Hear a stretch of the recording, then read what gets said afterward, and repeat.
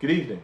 I'm Joe Netherworld, and I'm here with your daily tarot card reading for Friday, November 8th, 2013. And here we go. Well, not here we go. That's a little bit brief, but it's a 3-card pull, as always. And, well, not as always. I could do a 50-card pull, but we're not doing that on this. We don't have time tonight for that. We're going to pull the cards. It's a one main card or qualifier cards, and they appear on the screen, and we have some new ideas in mind for December's read, so look forward for those as far as the cards coming up. But you'll be able to see them up on the screen, and I'm going to read them for you, and we're going to start in right now. And it's simple enough with our first card up is the King of Rods. So right now we're starting out with a focused work ethic card. And when I say work, it's not always about work for money. It's about things you have to do or like to do, whether it's repairing your house or working on yourself, going to the gym, working on your relationships, working on your computers. It's about applied mental and physical energy equals work.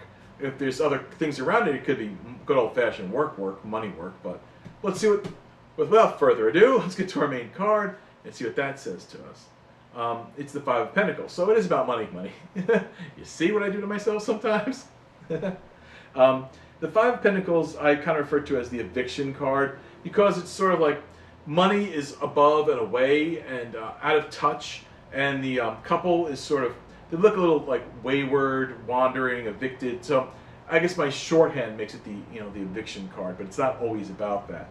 It's about having money troubles and money being out of intentionally by your doings or by the doings of others, money out of reach. It's there, but it's out of reach. It's just out of reach, and that makes it even more aggravating to know you almost have it, but it's not there.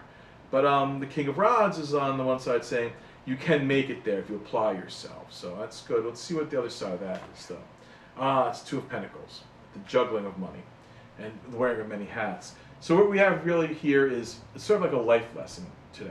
It's about balancing, not balancing your money, but balancing your needs and your the amount of work and money and time and how you keep them in motion to make a comfortable life. This also represents a lot of times where people overspend or are constantly trying to have more than they need. And I'm not saying you need little. Sometimes you need a lot in life, and that's okay. But this is showing very specifically that you're unhappy because you keep on setting these unattainable goals, financially especially. And you keep on working and working, and you apply yourself, and you always feel left out because you're not giving yourself enough. So what you have to learn from here is you have to get as much work and be in charge, be the king of your work to keep your life in balance. But part of that balance is what comes in and what goes out, and how much energy it takes to keep that balance. So I think today, the old adage, and I hate to use cliches, no, I'm lying, I love good cliche. It's like this: check yourself before you wreck yourself. In other words, don't keep on trying to get new cars, new houses, putting yourself in debt, and always being upset and worried about money when you don't need these things. You're doing them for other people. And if you're doing them for other people, you can never be truly happy because other people can't make you happy. So keep that in mind today. Maybe go over your expenses and see what you really are happy working so hard for and what you don't even really care about, but other people care about. Let that go. It's not about oppressing strangers. Because you know what? Strangers are strange, one. Two, no matter what you've got, they're going to resent you. People are naturally resentful creatures. So don't try to make strangers happy or think you're going to be happier because you're above some fictional person. This is about personal life. So take that into consideration today. Make some cuts. Get rid of some things you don't need. Let it go.